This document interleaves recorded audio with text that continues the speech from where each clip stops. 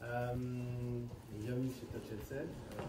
Baptiste, qui est représentant Touch & Sell, vous présentera Touch & Sell. Pour ma part, moi je suis patron de l'UTC Conseil. On co-organise ensemble l'événement. L'événement Grow Your Sales, en fait, c'est la 3e édition de cet événement. L'idée de cet événement, c'est de rassembler des directeurs commerciaux, de rassembler des dirigeants, de rassembler des gens qui ont un focus sur la vente, sur la transformation commerciale, pour faire en sorte qu'ils puissent partager les bonnes pratiques et faire en sorte de partager les bonnes pratiques, faire du lien et de voir ensemble des pratiques qui permettent de développer du chiffre, de développer de la marge, et en sortant un petit peu de ce qui est classique, où d'habitude c'est un consultant qui vous présente ce qu'il a fait et les résultats que ça a produit. L'idée c'est que ça vienne eux-mêmes directement en fait, des directeurs commerciaux qui ont mis en place ce genre de démarche, tout simplement parce qu'ils vont l'expliquer déjà dans un spectre intéressé, et de deux, ils vont arriver avec un message qui est plus de parler de l'expérience et de ce que ça pourrait ouvrir comme possibilité pour vous dans votre business. Et l'idée l'intention en tout cas qu'on a ce soir, c'est de faire l'expérience, la même expérience presque celle d'un astronaute. Un astronaute, en fait, quand il est dans la fusée et qu'il dépasse la stratosphère, il se met à pleurer. Alors il n'est pas en train de pleurer parce qu'il réalise son rêve. En fait, il est en train de pleurer parce qu'il regarde, il se retourne, il voit la planète, il fait une expérience que nous, c'est un concept, hein, pour nous qu'on fait partie de la même planète. En réalité, on l'a juste vu à la télé, on le sait, on l'a appris à l'école, mais lui, il en fait l'expérience. Et il voit que c'est les ressources qui sont finies. Autrement dit, qu'il n'y a que ça. Par rapport à l'immensité de l'univers, il faut qu'il se base sur ça pour créer.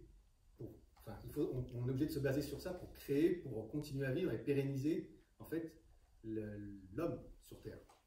Et donc, quand il redescend, en fait, il va prôner la paix, il va prôner la bienveillance, il va prôner aussi le fait qu'on est tous là pour s'entraider.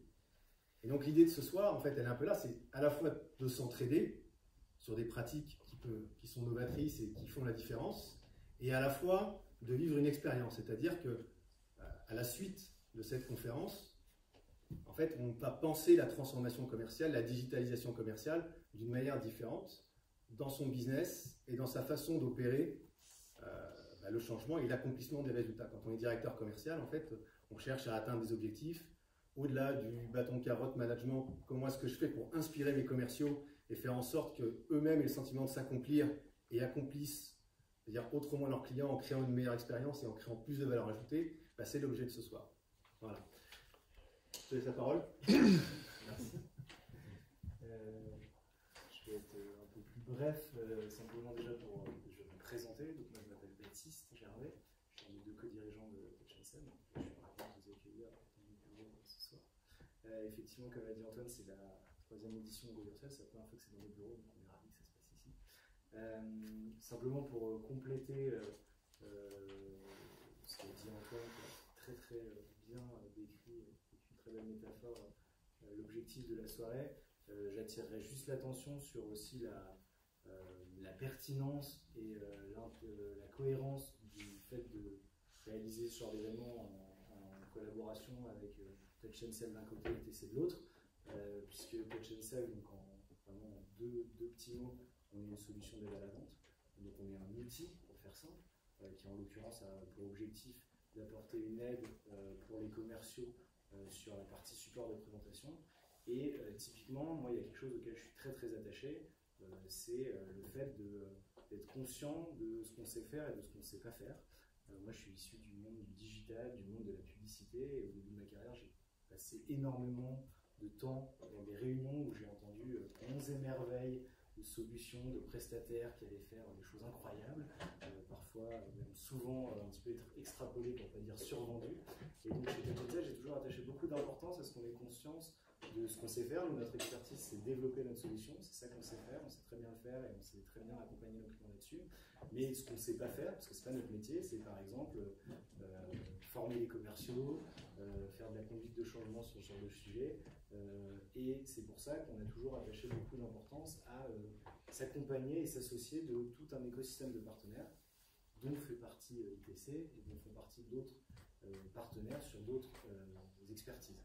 Et en fait, l'idée est assez simple, c'est tout simplement d'être en capacité d'aller voir nos clients et nos prospects avant nos clients pour avoir une proposition de valeur qui soit cohérente, complémentaire et qui en fait permet tout simplement de répondre à différents besoins corrélés en même temps. Donc voilà aussi la raison pour laquelle on organise cet événement maintenant depuis quelques mois ensemble, parce qu'effectivement il y a une vraie pertinence et cohérence à en fait mêler nos expertises pour le bien en fait de nos clients finaux, et j'espère que vous allez reconnaître et retrouver au travers des témoignages de nos clients effectivement sous des prismes différents finalement des problématiques qui souvent sont assez liées, ou du moins pas trop aujourd'hui.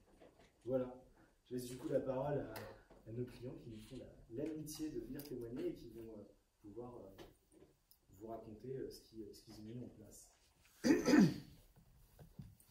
Bonsoir à tous et à toutes. Philippe Tournier, je suis directeur de l'accueil des pros du parcours client à la Poste. Donc à la branche service courrier-colis, donc à destination des pros. Alors je pense pas vous faire pleurer avec la digitalisation à la Poste, parce que vous devez connaître la Poste et malheureusement on a encore quelques grands pas à faire. Mais je vais vous parler un petit peu de l'expérience qu'on fait actuellement avec ITC sur l'accompagnement au quotidien de nos guichetiers dans les établissements courriers qui s'adressent aux pros. Alors, les pros chez nous, c'est effectivement un marché important. Alors, un pro à la Poste, je vous dis tout de suite ce que c'est un professionnel qui a entre 0 et 9 salariés et qui fait moins de 15 000 euros de chiffre d'affaires annuel en courrier ou moins de 10 000 euros en colis. Donc ça, c'est les deux catégories, les deux classements qui nous permettent de reconnaître un pro et de traiter en tant que tel un pro à la Poste. Au-delà, on passe en entreprise et donc on a des vendeurs qui sont dédiés aux entreprises. Donc c'est un marché qui est assez dynamique, hein. Il y a plus de 4 millions de pros en France. À la Poste, si on ramène à ça, c'est 4 millions de pros, on en a 2 millions qui sont connus, qui ont une fois fait une opération à la Poste, et on en a à peu près 1 million qui sont dans nos fichiers, qui sont suivis par un vendeur, et qui font à peu près 1 milliard de chiffre d'affaires chez nous. Donc vous voyez, le 4-2-1, c'est un moyen assez facile de retenir ces chiffres-là. Ça nous laisse deviner quand même un potentiel de marché assez intéressant, et c'est pour cela qu'on travaille aussi sur la transformation. Alors, les enjeux qu'on a actuellement, c'est effectivement développer le chiffre d'affaires qui est porté par le courrier. Vous verrez tout à l'heure comment se définit un peu le chiffre d'affaires de nos pros. On a une très faible identification des pros, hein, vous en doutez. Si on n'en a qu'un million dans nos fichiers, sur 4 millions de potentiels, certainement les 4 millions sont venus un jour chez nous, envoyer une lettre recommandée, récupérer un paquet, et on a loupé l'identification à ce moment-là. Donc un vaste enjeu de reconnaissance et d'identification de nos clients pour mieux les accompagner, pour leur faire des propositions de valeur, pour répondre à leurs besoins, puisque eux aussi ils changent, et pour travailler sur notre stratégie de partenariat. Donc on a besoin d'avoir des actions fortes à mener, renforcer la connaissance, donc ça veut dire aussi aller se confronter au marché, c'est ça. Mais ça, vous n'allez pas voir, ça déjà, peut-être mieux. Comprendre leur comportement d'achat, ça nécessite aussi d'aller être confronté à eux, de les accompagner au quotidien, de trouver des souscriptions en ligne, hein, puisqu'on a effectivement maintenant la Poste Pro qui existe, mais on a encore des difficultés pour être véritablement multicanal. Les besoins des pros, ça serait de commencer sur son téléphone et de finir en bureau de poste pour récupérer son produit ou pour envoyer son envoi. Et là, malheureusement, on en est encore à quelques années, si ce n'est des années-lumière, pour reprendre la métaphore du voyage sur la Lune, enfin même plus loin. Identifier les offres prioritaires, parce que finalement, on se rend compte qu'on a plus de 500 offres. Quel est le vendeur qui va accueillir un pro et qui va pouvoir connaître 500 offres et pouvoir adapter son discours à un client? Donc c'est recentrer sur quelques offres prioritaires pour pouvoir mieux former et mieux accompagner. Et donc revoir l'accueil et le parcours du client pro, ben, c'est toute ma problématique et mon sujet. Alors là-dessus, bon, voilà, je reviens sur des grandes tendances hein, là, qui sont pas qu'à la Poste. Donc des besoins prioritaires, des nouveaux besoins et des futures préoccupations. Donc les dirigeants de TPE veulent gagner du temps au quotidien. Donc ça veut dire chez nous, ben, ils ne veulent pas faire de file d'attente. Ils veulent être accueillis, rentrer, sortir, s'ils n'ont pas besoin de renseignements particuliers, ils veulent de la fluidité. 2/3 des pros font appel à des experts comptables. On a les experts comptables aussi comme clients pro chez nous. Donc on peut être aussi une interface pour travailler sur le lien entre des pros et des experts comptables. Être considéré comme un pro, ça veut dire aussi, je suis reconnu, je rentre dans un établissement de la Poste, j'ai quelqu'un qui m'est dédié, j'ai quelqu'un qui connaît mes besoins, qui va pouvoir m'accompagner. L'accompagnement vers le digital, 40% des pros n'ont pas enclenché encore de dématérialisation des pros. Donc on est en train de réfléchir à Digipost pour les particuliers actuellement et on va lancer prochainement un Digipost Pro qui va permettre aux pros de pouvoir stocker de façon sécurisée, puisque une des valeurs importantes de la Poste, c'est la confiance, c'est la sécurisation, l'ensemble des documents de leur entreprise, de leurs factures, de récupérer des mails, de s'envoyer des factures, enfin voilà, d'avoir tout un service digital à leur disposition, s'adapter à des nouveaux modes de consommation. Bien souvent, le mode de livraison fait qu'on peut abandonner aussi un achat. Alors, en tant que particulier, vous le voyez, si vous commandez un petit gadget en Chine ou des habits qui vont coûter 10 balles et que vous avez 20 € de frais de transport, bien souvent vous direz, bon, bah, je vais attendre un peu d'en avoir 3-4 pour que ça rentabilise. Les pros, ils ont la même vision aussi, ils veulent envoyer des colis, ils veulent pas, ils sont en développement, c'est des startups, ils veulent pas qu'on leur applique le tarif du particulier qui vient occasionnellement envoyer des colis. D'où réfléchir à une vraie proposition de valeur ajoutée, et puis être positionné aussi sur des marketplaces, ça veut dire faire connaître aussi l'offre de la Poste comme une offre qui est à destination des pros. Et puis travailler sur l'émergence de la conscience sociétale, solidaire, environnementale, les thèmes qui sont très à la mode. Une TPE sur 4 a mis aujourd'hui seulement un programme de RSE.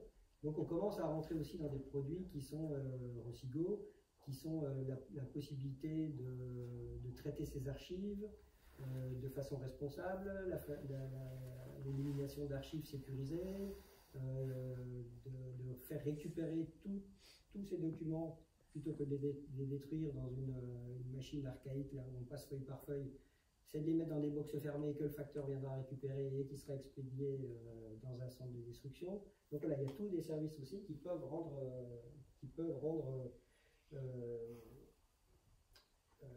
donner à l'entreprise qui y souscrit le logo également responsable, puisqu'on en donne un certificat qui permet d'afficher aussi cette conscience responsable. Et 80% des consommateurs sont sensibles aux bonnes conditions, c'est donc une image de marque aussi qui peut être vendue par la suite. Alors je vous disais tout à l'heure, un CA Pro en 2018, 87% du milliard d'euros a été constitué d'envoi de courrier colis. Donc on est encore très loin des nouveaux services dont je commençais à vous parler. On est vraiment sur du basique. Les pros, ils nous utilisent comme un particulier, très peu pour la banque encore, elle est moins connue.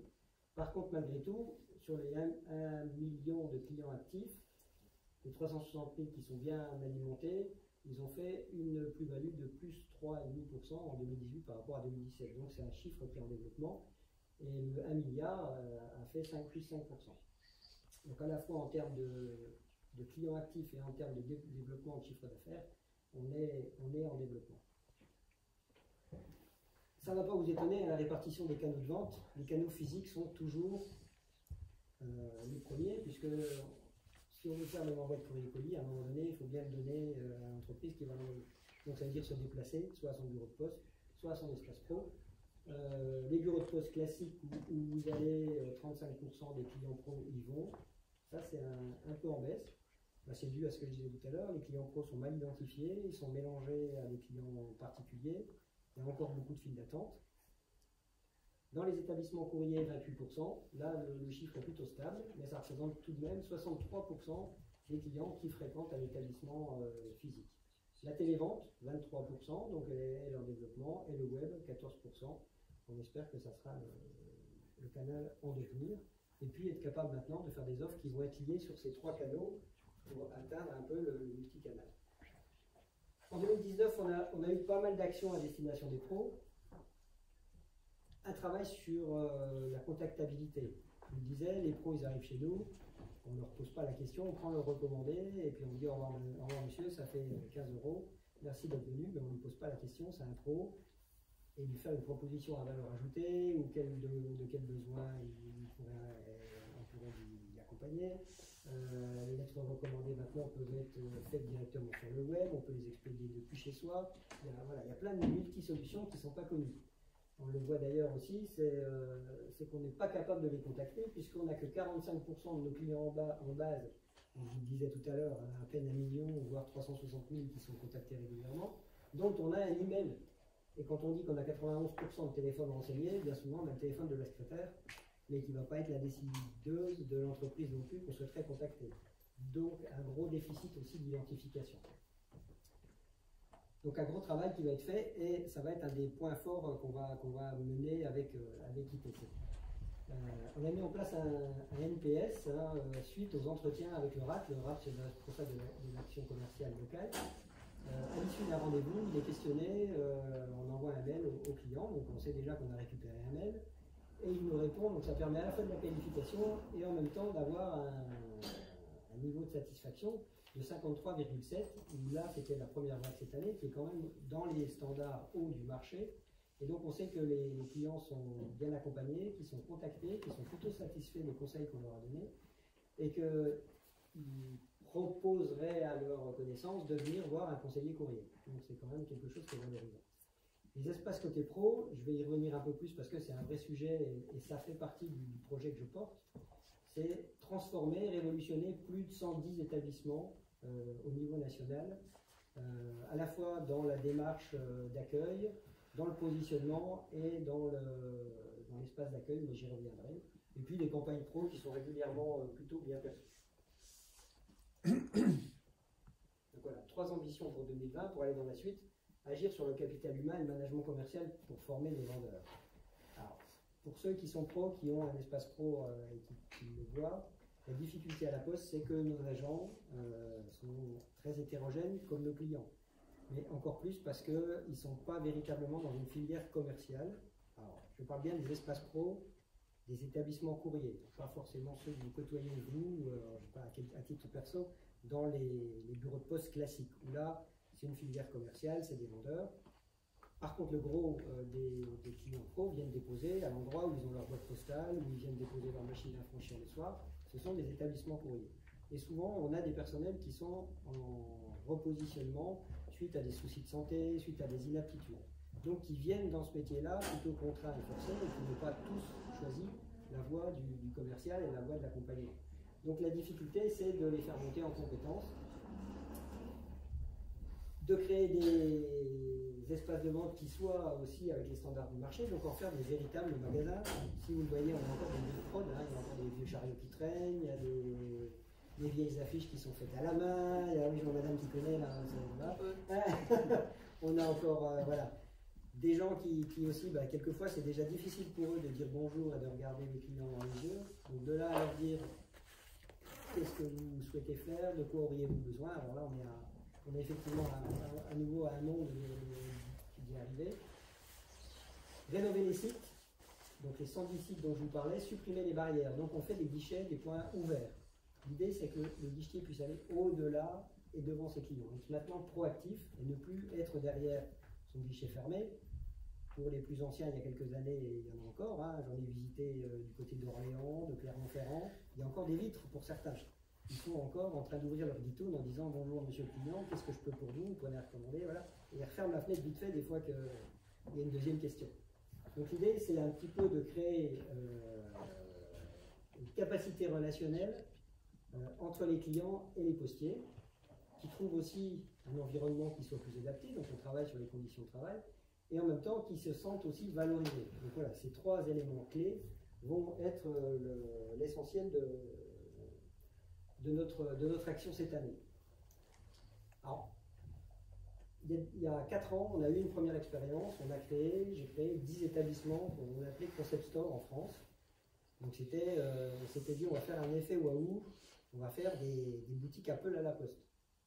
Donc on avait un architecte d'intérieur, on a fait des meubles comme ça, là, tout clair, des tables hautes, des meubles connectés, des zones de coworking, des machines d'espresso, enfin voilà. Et puis on a dit aux gens, débrouillez-vous. Bon, qui devait arriver, arriva, ça n'a pas fonctionné. les gens étaient un peu perdus, ils n'étaient pas guidés à l'intérieur, et puis les pros qui de temps en temps ont été un petit peu accompagnés, ils disaient j'ai mon magasin qui est pas loin, j'ai mon téléphone, j'ai pas besoin de wifi, qu'est-ce que j'ai de plus, voilà. Donc on s'est dit qu'une véritable évolution immobilière, ça ne pouvait marcher que si on accompagnait l'évolution de nos agents en termes de posture et en termes de management commercial. Alors chez nous, il y a deux institutions à l'intérieur de la Poste, c'est l'Université du Courrier et l'École des Ventes, qui donnent des formations très postales, hein, c'est des postiers qui parlent aux postiers pour des postiers. Au quotidien, on donne des méthodes de vente, on donne des fiches techniques, on donne des produits, on gère les incivilités, ça, on sait le faire en interne. Par contre, quand il s'agit de parler commercial, parler développement, parler accompagnement, d'une part, il n'y a pas assez de gens qui sont formés à ça, il n'y a pas de potentiel, et puis ils vont un petit peu en reculant.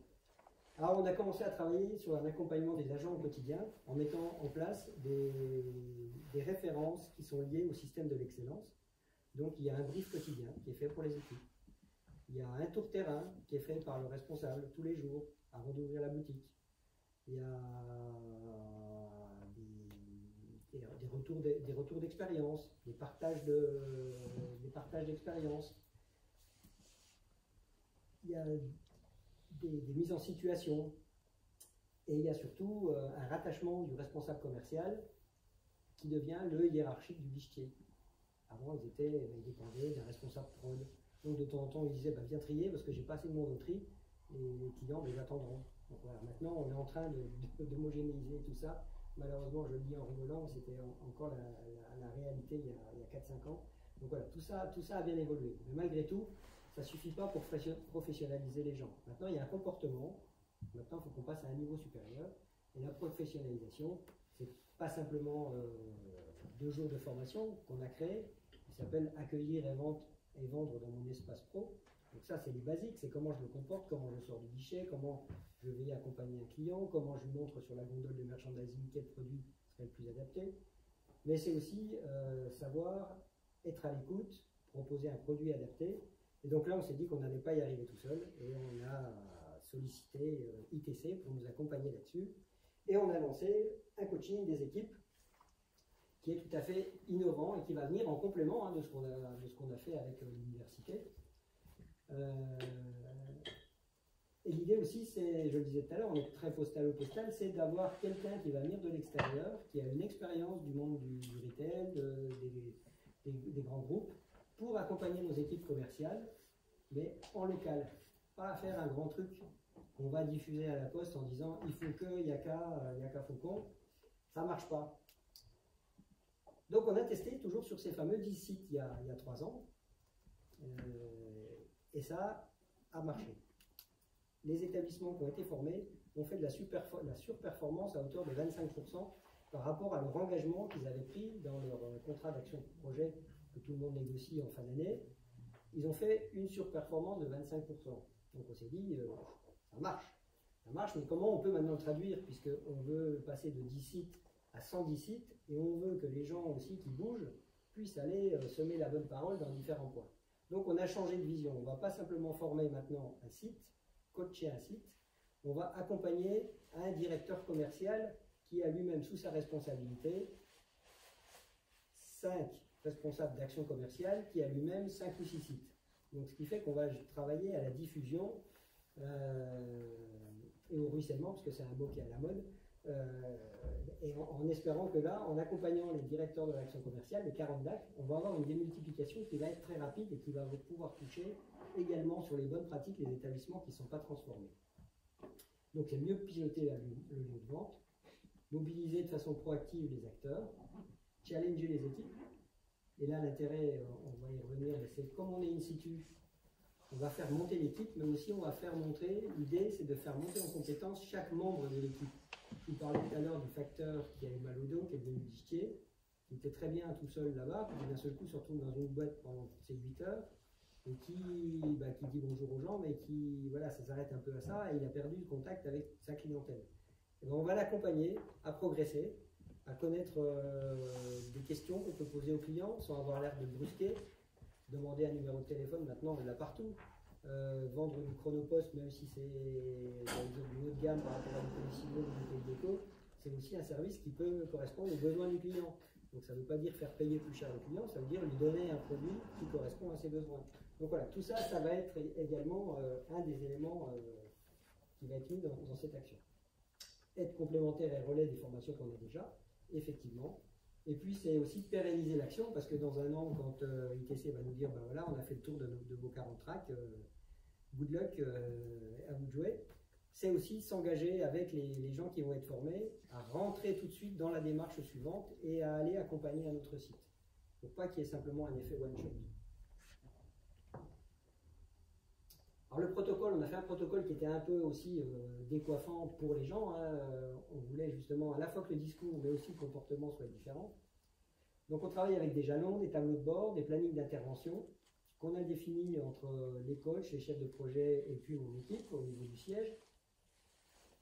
On a défini des indicateurs qui vont permettre de suivre les résultats tout le long, mais également des indicateurs qui vont être ajoutés aux indicateurs déterminés dans chaque site. On laisse une marge de manœuvre pour que chacun puisse se définir autour d'un objectif et un engagement personnalisé. Et ça, voilà, tout ne vient pas du siège et effectivement, il y a une vraie cohésion à faire que les indicateurs aussi soient créés en local. Donc des sessions de coaching, des formations où on regroupe tous les participants, donc ils vont pouvoir échanger, mais en même temps, ils vont s'adapter aux spécificités du site. On intègre également tous les managers, hein, le directeur d'établissement, le RAC, c'est le vendeur, et les encadrants aussi, pour que chacun puisse s'approprier une partie de la démarche et savoir comment ça se passe.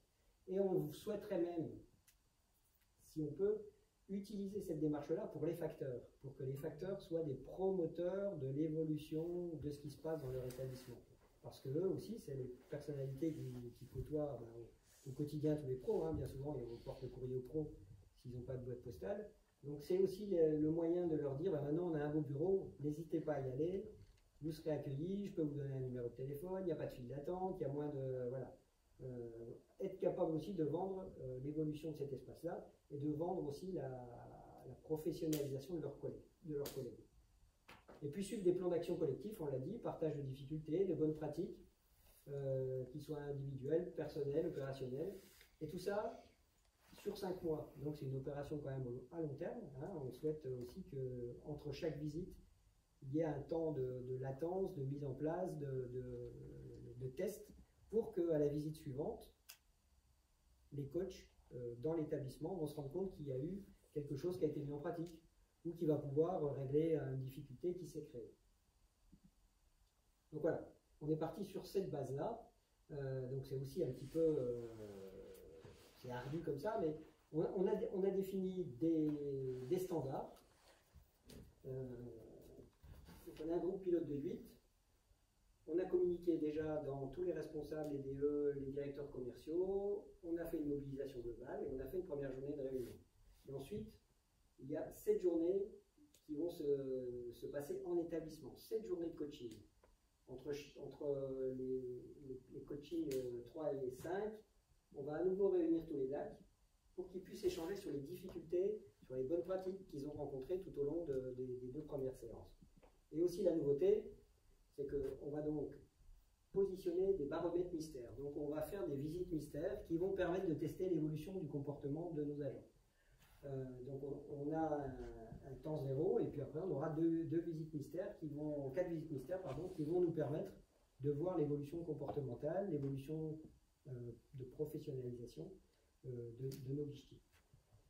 Et à l'issue, on aura l'engagement de choisir un nouveau site et de le déployer, mais également la valorisation par le DAC qui a été formé auprès de ces autres DAC, d'être un petit peu le parrain des 40 autres, enfin des 32 autres, puisqu'il y en a 40, qui vont suivre et qui vont enchaîner dans cette formation. Donc voilà, l'idée c'est vraiment d'être au plus près et de créer un petit peu un mouvement positif, une roue de l'excellence qui devrait se déployer et qui va aussi valoriser. Alors, il y a un investissement, certes, hein, puisque c'est plus de 10 000 € par DAC de formation. Donc c'est aussi valorisant pour ces DAC-là de se dire que j'ai mon importance dans le système, puisque la Poste investit aussi sur moi, à cette hauteur-là, avec un véritable accompagnement, une véritable envie de transformation. Alors pour ceux qui déjà sont dans Paris, il y a Choron, Renault, Chaillot, et puis en province, bon, on va avoir Nantes, on a Sifour, on a Vesoul, on a enfin, Strasbourg, on a toutes des villes assez importantes, mais aussi des petites villes. Et là, d'un seul coup, quand on arrive dans un espace pro, effectivement, on a un nouveau parcours client. Quand on rentre dans l'espace, c'est un espace qui est ouvert, qui est parqueté, donc déjà beaucoup plus clair que ce qu'on peut avoir, fini les vieux carrés gris, les vieilles machines de tri. On a fermé tout, il n'y a plus de possibilité de voir l'arrière. Alors certes, l'arrière peut être intéressant, de voir des machines de tri, de voir des casiers de tri, mais quand on vient faire une opération commerciale, on n'a pas envie forcément d'être dérangé par les facteurs qui râlent après leur chef, après leur, voilà, donc on a isolé un petit peu tout ça. On fera des visites parce que c'est quelque chose qui marche bien, les visites industrielles, il y a aussi beaucoup d'attentes. On a un parcours avec des gondoles de merchandising. On est en train de créer un automate qui va permettre un parcours alternatif aux pros qui sont autonomes ou pressés pour faire de l'affranchissement, de l'édition. Donc en fait c'est un écran tactile qui est connecté à un TPE, une balance, un flasheur et une imprimante. Et on est capable de se faire envoyer directement sur son compte Digipost sa facture. Donc il n'y a plus d'édition forcément de papier. Et là voilà, il y a un des premiers liens qui va pouvoir se faire. On est capable aussi de prendre sur les Smart Hero, sur des choses comme ça, des rendez-vous pour le responsable commercial. Et on espère que donc derrière son guichet, le guichetier va être de plus en plus apte à sortir de son guichet pour aller au-devant de son client, pour lui proposer des choses. On a créé des verticales par métier. Donc la première question, c'est effectivement d'identifier, non pas Paul qui voit tous les matins comment ça va les enfants, mais qu'est-ce que tu fais réellement, c'est quoi ton cœur de métier, de quoi tu as besoin, et à côté, il y a des fiches techniques qui permettent d'avoir des propositions de valeur sur des services qu'on peut mettre en place avec eux pour les accompagner. Alors, vous allez voir ici, on est effectivement dans un endroit où il y a des tablettes tactiles. On a essayé il y a quelques temps de lancer une tablette tactile, mais qui n'a pas marché.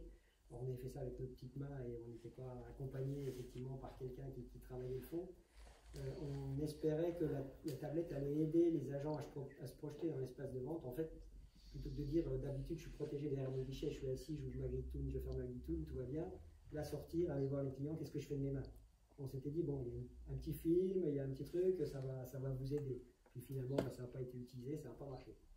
Par contre, quelque chose qui marche très bien aussi, c'est qu'on a arrêté de mettre des affiches faites à la main qui ressemblent à rien. Maintenant, on est uniquement en écran aussi, des écrans de télé qui passent des films, qui sont adaptés, qui n'ont pas de son, mais qui sont parlants, qui reprennent soit des publicités que vous voyez régulièrement, soit des petits messages locaux, soit sur des types de produits. Et puis on va faire de l'animation, puisque c'est des espaces qui ont été améliorés. L'idée, c'est aussi que chacun puisse prendre part à une animation, parler à ses clients. Donc ça va de l'inauguration à l'issue du site, jusqu'à 2 ou 3 actions dans la première année, pour faire aussi qu'il y ait un réseau qui se crée. Alors, les réseaux, ils sont partout. On travaille beaucoup aussi avec les associations de commerçants, les associations de pros. C'est aussi quelque chose qui marche très bien. Et Aix-en-Provence, par exemple, ils avaient réussi à faire vivre même leur concept store et leur espace de coworking, parce que là, il y avait une vraie volonté. Il y avait tous les mois l'assemblée générale des commerçants qui venaient se tenir dans l'espace. Ils profitaient du café. On leur faisait une petite proposition de multiplication d'un thème. Et puis après, ils avaient la salle à leur disposition pour échanger. Certains ont continué de venir pour faire des entretiens de recrutement, pour recevoir les peintres qui avaient des locaux qui étaient un peu pourris et qui ne voulaient pas recevoir leurs fournisseurs. Ils venaient dans le concept store pour recevoir leurs fournisseurs. Donc voilà, il y a potentiellement, mais ça doit être accompagné. Donc voilà, j'espère que je n'ai pas été trop long et trop... je n'avais pas prévu qu'on aurait autant de potentiel de développement, donc je vous ai fait une présentation un peu trop classique. Mais bon, c'est la Poste, hein, donc je suis... donc si vous avez des questions, c'est avec plaisir que j'y répondrai. Ça a été lancé quand, votre projet? Le projet il a été lancé en 2014, les 10 premiers. Et puis là, cette année, on vient de lancer, on l'a lancé à la rentrée, en septembre. Donc on en est ici. On a terminé les premières séquences d'accompagnement sur les 8 sites. Donc avec des retours plutôt favorables. Une vraie question qui se pose de la définition d'objectif, on en parlait tout à l'heure, c'est quel objectif ok, c'est bien de faire des objectifs in situ, mais on aimerait bien qu'il y ait aussi un objectif qui soit global, pour un petit peu partager, pour être dans une stratégie globale. Donc effectivement, le taux d'identification, c'est peut-être ce qui va nous porter aussi dans un premier lieu et qui va très bien avec nos attentes. C'est aussi être capable d'identifier les paniers pro avec les clients. Parce qu'à l'intérieur, on a quand même des particuliers qui viennent, parce qu'il y a une file d'attente, parce qu'il y a quelquefois des possibilités de retirer un avisé en J avant qu'il soit mis dans le bureau de poste classique. Si on y vient avant la fermeture, dans la même journée, on peut le récupérer sans être avisé le lendemain. Donc voilà, il y a quand même des possibilités de côtoyer des particuliers. Donc on crée 2 parcours également pour que justement il y ait un guichet dédié aux pros et un guichet qui soit dédié aux instances des particuliers pour qu'on ait aussi une fluidité dans le traitement des clients. Alors justement, vous parlez d'indicateurs, les globaux et les locaux. Oui. Quels sont-ils? Parce que pour vous, quels sont les KPI qui sont utiles, intéressants pour vous, et surtout pourquoi cette distinction entre un bureau de poste et un autre bureau de poste finalement? Alors, il y a effectivement 2 idées. La première, c'est de se dire le KPI essentiel, ça va être l'augmentation du chiffre d'affaires et surtout la réorientation sur des leads concernant les nouveaux services. Je vous le disais tout à l'heure, on a 80% du chiffre d'affaires qui maintient quand même la branche courrier colis, mais on souhaiterait maintenant, et vous le voyez aussi, le facteur au quotidien, on lui demande de faire autre chose. Il y a de la collecte remise, de la collecte primo, il y a veiller sur mes parents, il y a des clients dans le magasin. Voilà, il y a tout un tas de services qui est encore sous-vendu, peu connu. Donc c'est connaître moins de produits, mais être capable aussi de parler de ces produits-là pour prendre des rendez-vous. Alors on ne va pas leur demander de le vendre, parce que ça serait partir de je vends un timbre et puis je vends de la publicité adressée, il y a quand même un gap. Mais c'est d'être capable de prendre un lead pour le responsable commercial, de prendre un numéro de téléphone, pour qu'on puisse se recontacter sur un sujet qu'on aura déjà abordé. Donc voilà. Et je le disais aussi, l'autre intérêt d'avoir des indicateurs très locaux, in situ, c'est de se dire, si on veut faire progresser l'équipe, chaque membre de l'équipe doit progresser. Comme c'est des équipes qui sont hétérogènes, on est en train de travailler aussi parallèlement à créer une vraie filière commerciale. C'est un peu compliqué parce qu'il y a des classifications, il y a des salaires, il y a d'autres métiers qui ressemblent. Voilà. Donc pour le moment, ils ne sont pas dans une vraie reconnaissance d'une filière commerciale, ils n'ont pas un déroulé de carrière possible dans le commercial aussi simplement que ça, quoi, en fait. C'est pas comme un vendeur d'entreprise qui sait qu'il va faire une carrière commerciale, de directeur commercial, de directeur de région, enfin voilà. Donc on est en train de travailler là-dessus, de faire une classification qui soit intéressante, valorisante, de travailler autour du commissionnement, autour de mise en place de challenge, autour de la valorisation de l'acte de vente. Ce n'est pas aussi inné que ça, en fait, chez ce type de personnel qu'on met malgré tout à l'accueil dans nos espaces pro. Donc ça veut dire que vous êtes dans justement ces indicateurs locaux, vous adaptez un challenge qui aurait pu être national à la population locale. Okay. En mettant des éléments un peu, par exemple, suivre le nominal. Ça paraît tout bête pour un vendeur, mais eux ils ne savent pas. Qu'est-ce que je vends chaque jour à un client, combien, c'est quoi mon panier moyen, comment je calcule, voilà. Donc ça, ce qu'on aimerait, c'est qu'eux, tout seuls, le fassent. Et qu'à la fin, ils soient capables de dire, aujourd'hui, j'ai vendu plus en valeur ajoutée parce que j'avais moins de clients, qu'hier où j'ai eu beaucoup de clients, et peut-être j'ai pas fait l'effort d'avoir de la valeur ajoutée, et j'ai moins proposé de services à valeur ajoutée parce que j'avais une file d'attente. Donc voilà, c'est être capable aussi d'analyser, et quand on arrivera à ça, dire qu'il y aura déjà une vraie vision de comment je gère mon espace, comment je gère ma clientèle. Okay. J'ai une question parce que je suis un utilisateur régulier de Chronopost. Est-ce qu'il n'y a pas un souci avec Chronopost parce qu'on a l'impression qu'on n'est jamais livré à l'heure? Il y a une réclamation. Je pense qu'on va faire. J'ai vu une fois sur les réseaux sociaux une annonce qui disait ouais, Chronopost va enfin livrer des colis. C'était ironique, mais bon. Vous montrez un petit peu le gap qu'il y a aujourd'hui en termes de région parisienne, c'est un peu particulier parce que c'est vrai qu'on est confronté à beaucoup de sous-traitants. En fait, il y a une sous-traitance qui est importante, qui ne se trouve pas forcément de la même façon en province où là, effectivement, on a des chronopostiers, puisque c'est une filiale, Chronopost, de la Poste, et qui généralement sont des postiers historiques qui ont été mutés dans la filiale et qui ont accompagné la filiale. Alors, quand on sous-traite, effectivement, il y a d'autres questions, et on sait qu'ici, dans les grandes villes, il n'y a pas beaucoup de monde à son domicile, donc certains pensent que c'est plus facile d'aviser sans aller sonner réellement. Donc, effectivement, Les gens sont là souvent. on est confronté à des problématiques de qualité de service, effectivement, mais bon, qu'on peut aussi relativiser parce que nos concurrents ont aussi un petit peu les mêmes problématiques. Voilà. Mais c'est un des axes de progrès, en tout cas, que Chronopost doit avoir, qu'a moins le facteur quand il a l'habitude de faire du Colissimo, quand il est intégré dans un parcours, un peu moins. Alors bon, pour ceux qui habitent Boulogne, je suis désolé sur ce que vous avez dû vivre. C'est pour ça qu'ils m'ont mis du rouge, d'ailleurs, ce que je disais. Au moins, grâce à ça, on a découvert le coin pro. Voilà. On va aller chercher le croyant en particulier, voilà. tous les jours. Voilà. Donc on va le réaménager aussi, le coin pro du Boulogne, parce qu'il est...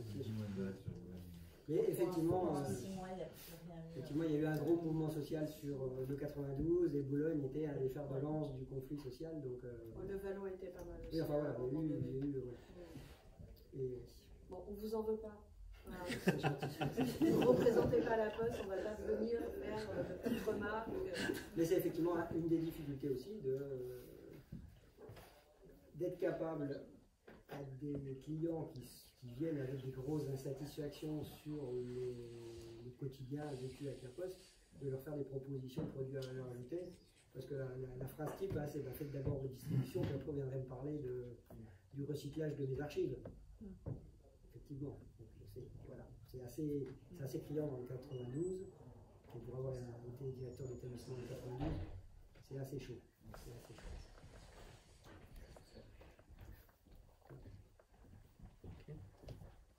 D'autres questions?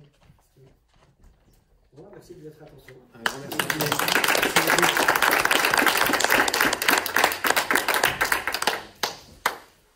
Michel, c'est à toi d'officier.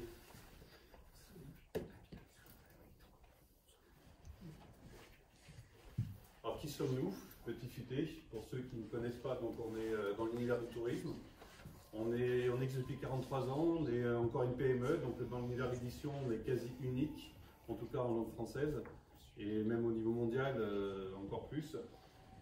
On est print au début, depuis le début historiquement, bien sûr, mais aujourd'hui, on a tous un smartphone à la main, on a des tablettes, et de chercher une adresse pour partir visiter notre beau pays ou aller ailleurs dans le monde, et on a décidé de digitaliser notre contenu et de toucher tous les publics. Et puis même, on peut être un jour print et dans la même journée d'ailleurs être digital en fonction du besoin. Où on a utilisé le guide à l'hôtel et puis on est en balade, on a le guide numérique, on a le site internet où on peut se connecter. En France, en Europe, c'est un peu plus facile dans le monde. Donc, qui je suis? Je suis donc Michel Gransen, donc je suis responsable des régies locales au Petit Futé. Donc, je manage 60 personnes en France qui font un métier qu'on appelle, nous, responsable d'édition. C'est-à-dire qu'ils supervisent les rédacteurs locaux qui habitent la région, comme nos responsables d'édition habitent la région où ils travaillent. Ils écrivent en partie ou totalement pour certains. Ils s'occupent de toute la régie commerciale parce que historiquement, le Petit Futé, on a toujours assumé le fait de vendre de la visibilité à des commerçants, à des institutionnels, pour dire ils sont référencés, ce sont des bonnes adresses qu'on a sélectionnées, que nos auteurs ont référencées, mais on a décidé, ou on propose en tout cas à certains d'entre eux, de se mettre un peu plus en avant dans le guide papier au départ, et aujourd'hui sur tous nos supports digitaux. Ils sont très autonomes parce qu'ils ont habitude, le fonctionnement, on est une PME, on n'est pas le groupe de la Poste avec quelques milliers ou dizaines de milliers de salariés. Mais on est bien comme ça aussi, finalement il y a des avantages aussi. Et ce sont des gens qui sont vraiment pris dans leur région. Ils aiment leur région, ils font la promotion en permanence. Ils ont aujourd'hui même des pages de réseaux sociaux locales. On a des réseaux sociaux nationaux, mais ils animent des pages locales pour dire j'ai visité un établissement aujourd'hui. Et voilà, je le mets en avant tout de suite, même s'il a ouvert il y a une semaine ou s'il existe depuis 10 ans, peu importe, on fait une promotion. Donc la rapidité du digital, du coup, c'est avant qu'il soit même sur notre site internet, avant qu'il soit dans notre guide papier, qui ont des dates bien sûr fixes de parution.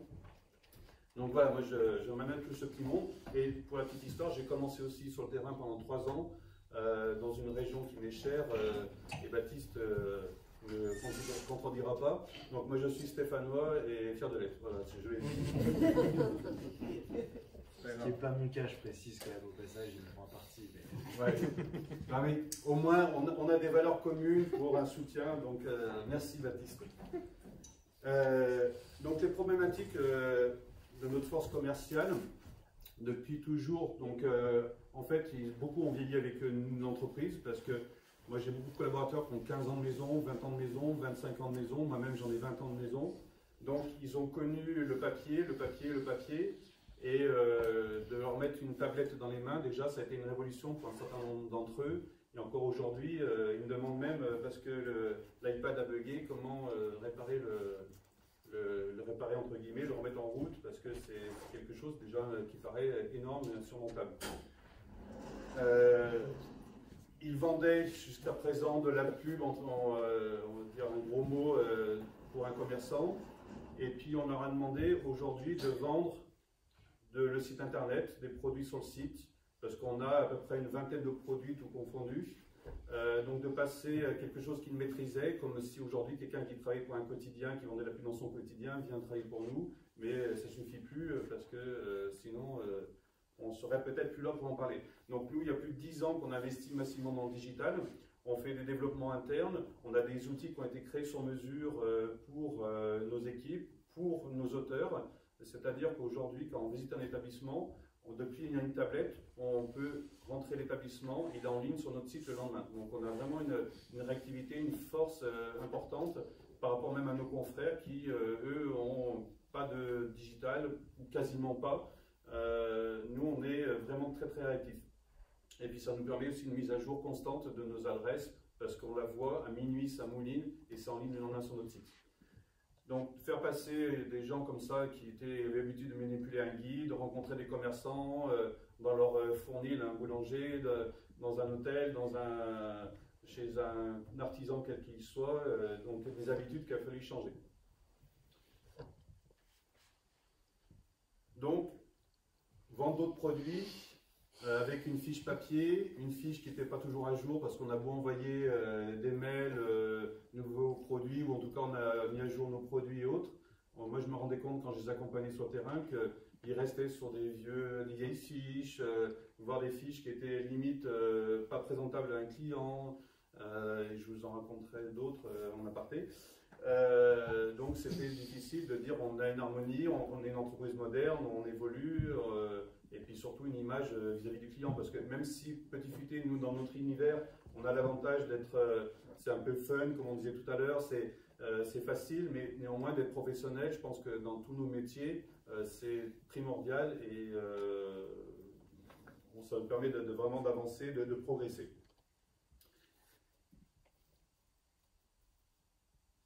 Donc, un besoin d'innovation. Besoin d'innovation, et on s'est dit, ben, il peut y avoir quelque chose, c'est une tablette, parce que moi j'étais équipé rapidement d'une tablette dès que l'iPad est sorti, et j'allais en clientèle, j'accompagnais, et je leur montrais sur l'iPad l'évolution de notre site internet, on a noté qu'au début, mais néanmoins je voyais bien l'effet que ça faisait vis-à-vis de nos commerciaux, comme de nos clients. Un ressenti, c'était quand même plus ludique, plus concret, plutôt qu'une fiche papier qui a ses limites. Donc le besoin d'innovation, eh ben, on a rencontré, je ne me souviens plus à quel niveau Ilan, non, non. Donc on a commencé, merci, à digitaliser tous nos supports. Et TouchNSell est arrivé par un truc, c'est magique. Et cette solution donc d'une application embarquée offline sur nos tablettes. Donc offline, ça c'est vraiment la première des choses, parce que on peut être au fin fond du Luberon ou dans la Manche ou même au plein cœur de Paris. Parfois le réseau c'est out, on n'en parle pas. Le Wi-Fi dans les établissements c'est encore pas partout le cas, voire le Wi-Fi pas très bonne qualité. Donc d'avoir la possibilité d'avoir un produit toujours accessible, des fiches produits toujours accessibles et surtout à jour, parce que via le back-office, nos assistantes ou moi-même, on peut instantanément mettre à jour une fiche et la mettre dans l'appli. Et les commerciaux, ils sont obligés d'avoir une appli qui est synchronisée, parce que dès qu'ils l'ouvrent, elle se synchronise.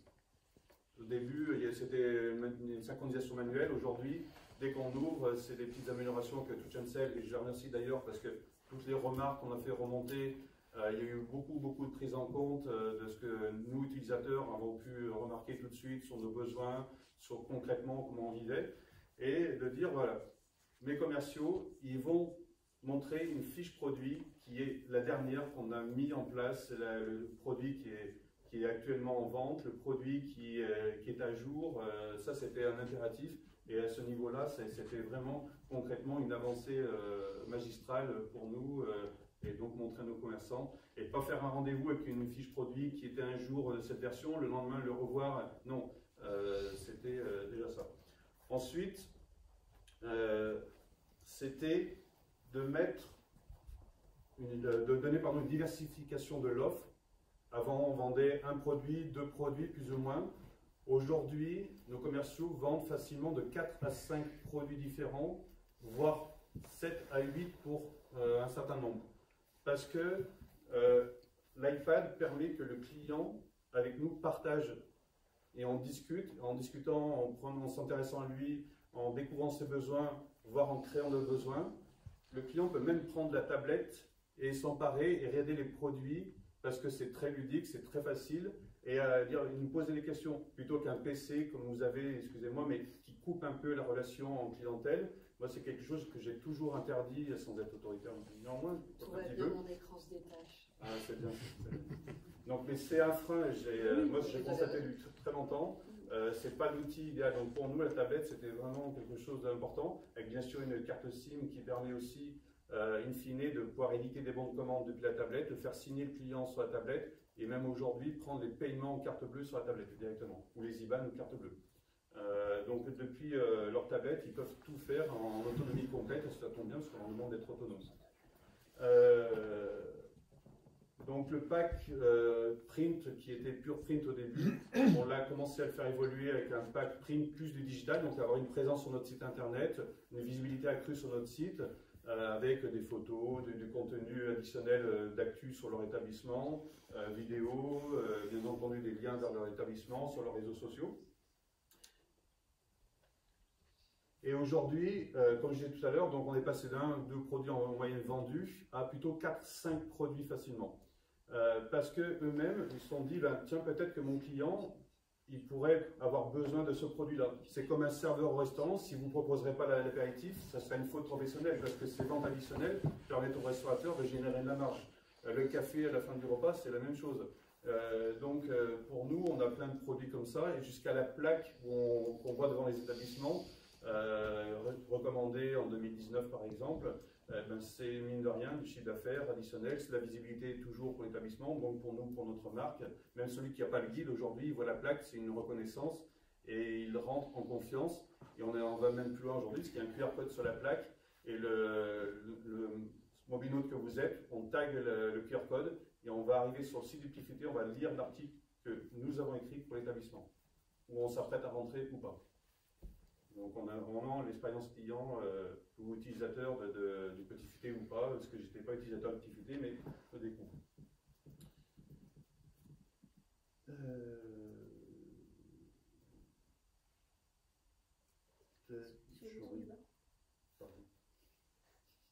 Pourtant je l'ai manipulé quelques fois, mais...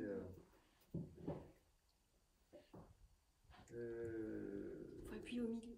Au milieu, voilà. Non, c'est pas ça. En haut à droite. En haut à droite. Encore. Encore à droite. Et au milieu, la tablette. Et au milieu. Non. Et là en haut à droite. Si, c'est en haut à droite. Il faut glisser. Ah oui, mais tu vois, j'ai perdu le fil et du coup... Merci.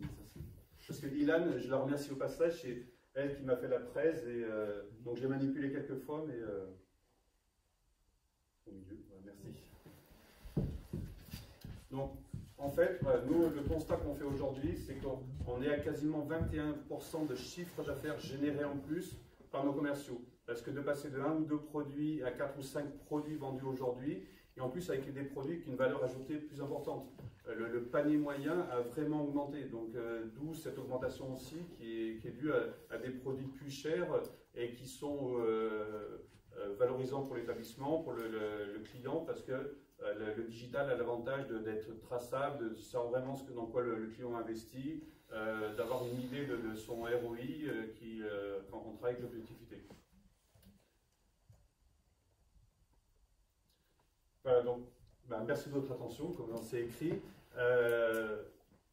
L'objectivité, donc voilà, on est passé l'ère du tout papier, des commerciaux qui ne savaient pas trop ce que c'était le digital, à aujourd'hui, pas des geeks pour tous, loin de là, mais néanmoins une envie d'aller de l'avant et surtout que des gens qui sont finalement pas nés avec le digital, mais qui on se dise, le digital pour nous c'est une source d'avancée, c'est une source de progression, pas seulement de chiffre d'affaires, mais de découvrir d'autres univers. Voilà, merci de votre attention.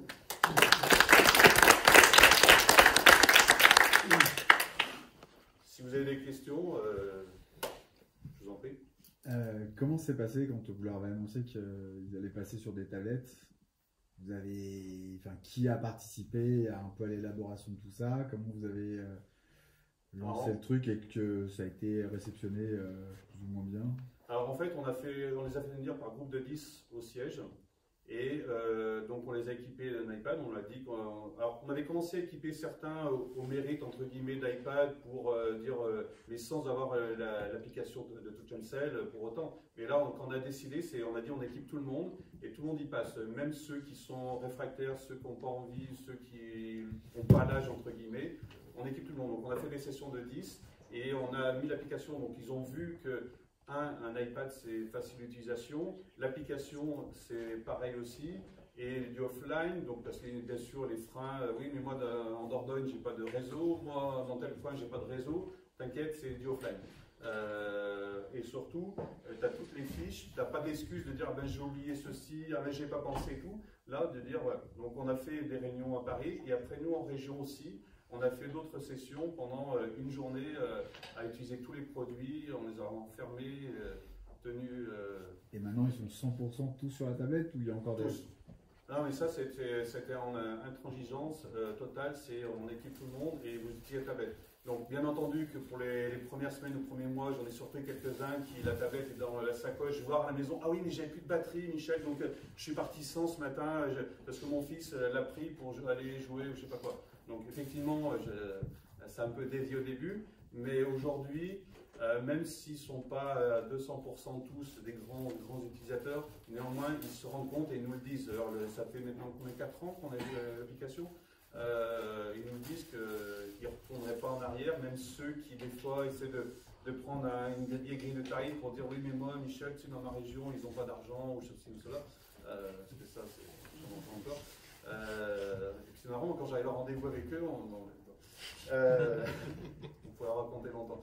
Donc non, mais ils sont utilisateurs aujourd'hui et ils savent que ça rend des fiers chandelles. Et puis d'éditer des bons de commande depuis la tablette aussi, c'est la continuité.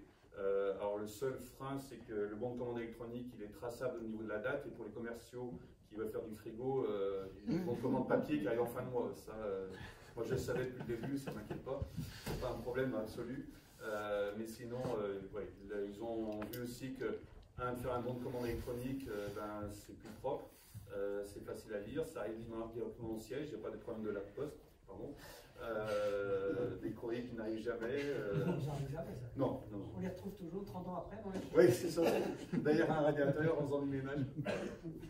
Donc oui, il y a toutes ces solutions aussi annexes contribuent au fait que l'application comprenne l'intérêt. Et puis surtout, je ne vais pas montrer tout à l'heure, mais dans l'application, on peut mettre les fiches produits dans un panier. Donc si vous ne signez pas en direct avec votre client, vous mettez les fiches et depuis le rendez-vous, depuis chez votre client, vous pouvez expédier dans un panier les fiches produits qu'on a discuté ensemble. Et le client, en plus, quand il ouvrira les fiches produits, on reçoit une notification comme quoi monsieur ou madame X a ouvert les fiches produits. Donc pour eux, c'est vraiment une traçabilité. Et puis surtout, de gagner du temps, parce que je remarquais trop souvent qu'ils faisaient des propals à n'en plus finir tous les soirs en rentrant. Des propals pour rien, très souvent, parce que ils n'avaient pas compris que le client les prenait, plutôt que de dire oui ou non, on va réfléchir, j'en parlerai à mon cheval, j'en parlerai à mon comptable, j'en parlerai à ma femme, j'en parlerai à mon cousin et je ne sais pas qui. Donc Moi, j'aurais dit arrêtez tout ça, arrêtez de faire des mails. Votre client, vous avez discuté d'un produit ou 2 produits, dans le panier, on envoie et basta. Gagnez du temps, passez du temps avec votre famille le soir, allez jouer au tennis, faire ce que vous voulez, mais faites plus des mails de 20 mégas où ils racontaient leur vie, alors que vous avez déjà discuté en rendez-vous, vous avez tout dit, vous avez besoin d'en rajouter encore. Oui, mais non, mais tu sais, bon. Voilà.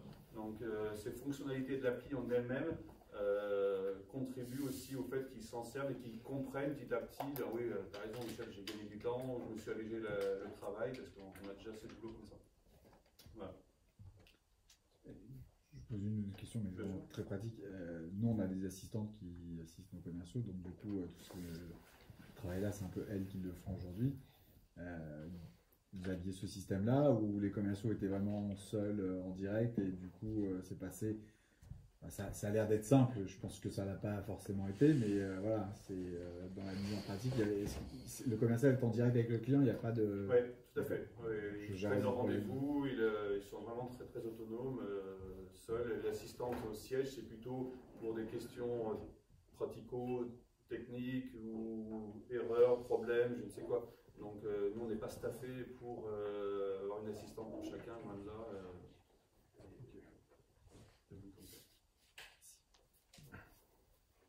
J'ai d'autres questions? Depuis qu'ils ont cet outil, en fait, en quoi leur façon de vendre a évolué en fait? En fait, ils se rendent compte que de proposer des produits qui, à leurs yeux, paraissaient invendables ou que le client face à lui n'avait peut-être pas ses besoins, voire même, je me rappelle de quelques anecdotes, et j'en ai une qui me vient tout de suite, où j'accompagne une commerciale voir un hôtelier qui avait 4 hôtels sur Colmar, Strasbourg, tout ça. Et elle me connaît, elle dit, elle sait que moi je vais tout de suite embrayer sur du digital, d'autres produits et tout. Elle me dit, je te préviens Michel, monsieur machin, tu lui parles pas de digital parce que lui c'est à l'allemande, hein, c'est une miette, tout ça. Ok. Donc moi bien sûr j'embraye tout de suite, vous savez, les produits, le site internet, machin, tout ça. Et le client il se rapproche de moi, du coup il me dit, ah oui, et tout, montrez-moi, et puis il sort son iPhone, il dit, oui, demandez, maintenant j'ai une application même pour mes hôtels et tout. Donc on a parlé digital, produit, tout ça.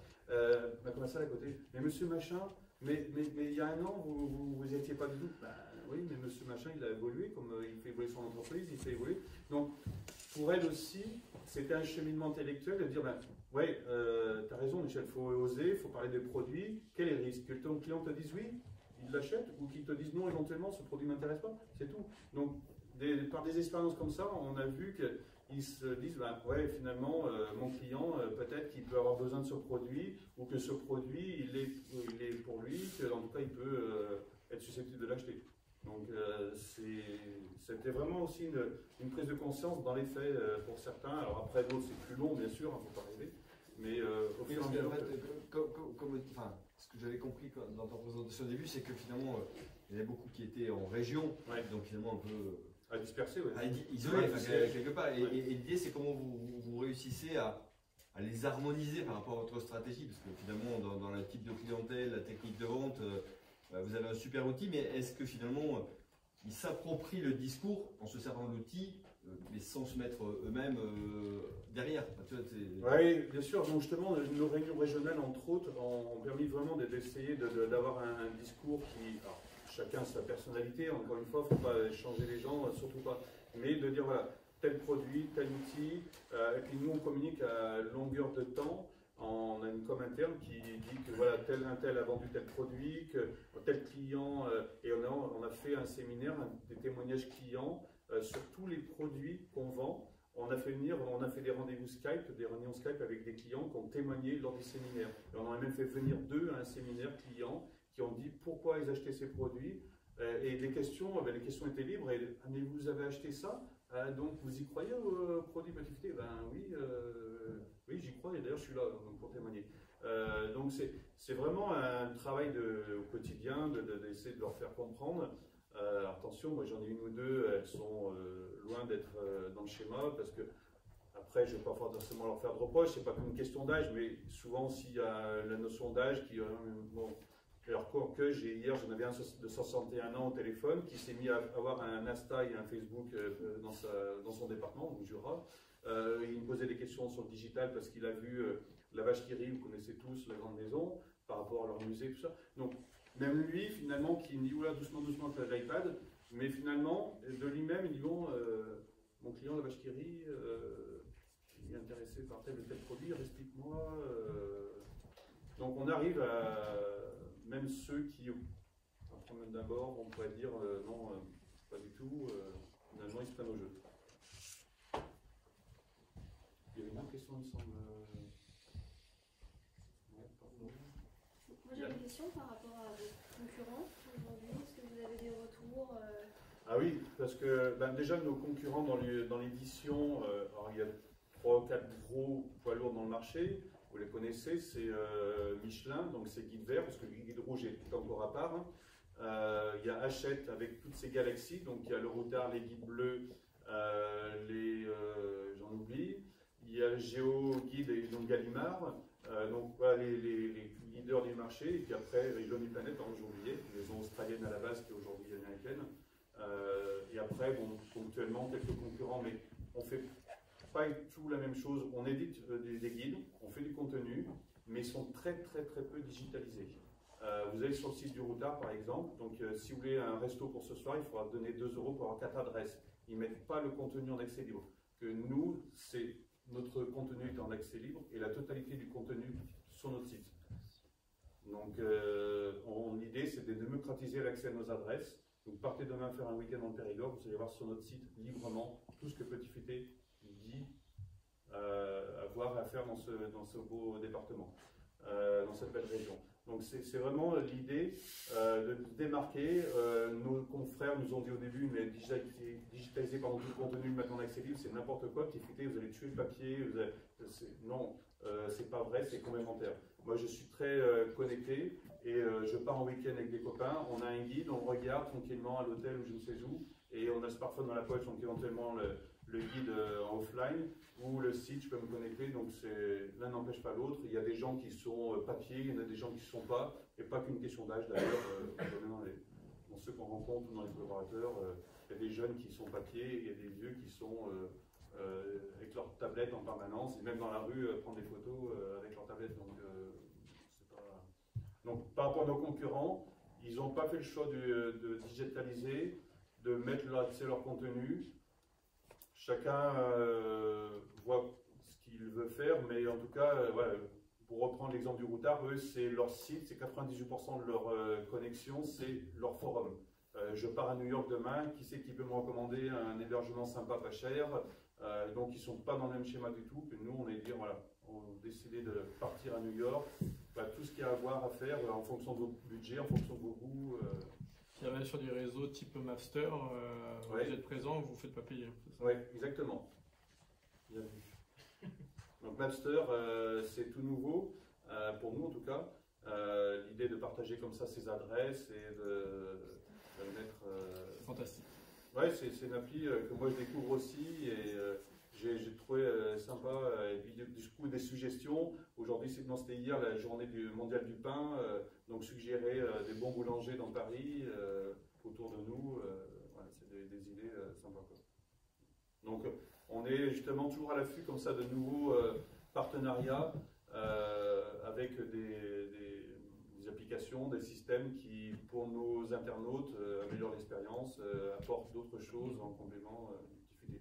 Comme on a des partenariats avec La Fourchette ou avec Booking ou même TripAdvisor, parce que c'est eux qui sont venus nous chercher, nous proposant d'être, c'est marrant pour une plateforme, un pure player qui se dit la référence, ou que nous tous ou vous tous dites c'est la référence.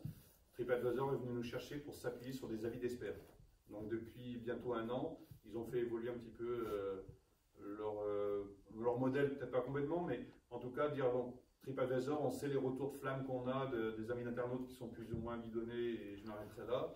C'est-à-dire on s'appuie sur l'avis d'experts. Donc une adresse que les internautes ont repérée, si c'est une adresse Petit Futé, oui, Petit Futé en dit du bien. C'est un peu le principe. Donc ça nous a apporté aussi une flux de certification. Ouais.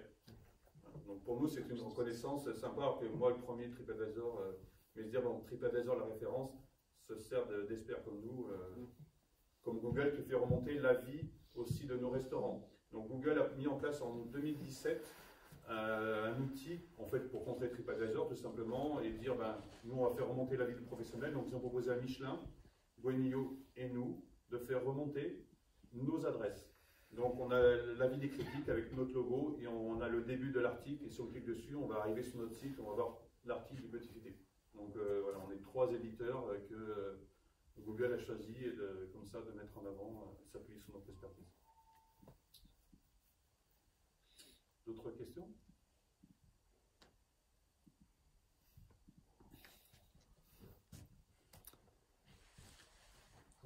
Merci.